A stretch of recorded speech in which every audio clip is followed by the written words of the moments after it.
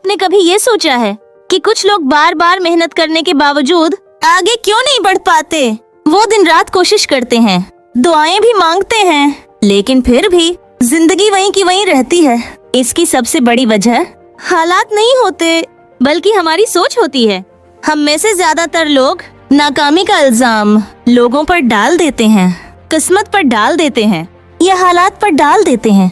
हम कहते हैं अगर सहूलत होती तो मैं भी कुछ कर लेता, अगर स्पोर्ट होती तो मैं भी कामयाब हो जाता, अगर वक्त ठीक होता तो मैं भी आगे बढ़ जाता। लेकिन सच ये है कि हालात सबके लिए मुश्किल होते हैं, फर्क सिर्फ सोच का होता है। कामयाब लोग वो नहीं होते जिनकी जिंदगी में मसले नहीं होते, कामयाब लोग वो होते हैं जो मसलों में भी अपना रास्ता बनाना जानते हैं। वो खुद से कहते हैं मैं सीख सकता हूँ, मैं बेहतर हो सकता हूँ, मैं हार मानने के लिए नहीं बना। याद रखें, जिस दिन आपने अपनी सोच बदल ली, इसी दिन आपकी जिंदगी ने नया रख लेना शुरू कर दिया। नाकामी दरअसल एक पैगाम होती है, ये बताने के लिए कि अब तरीका बदलने का वक्त आ गया है।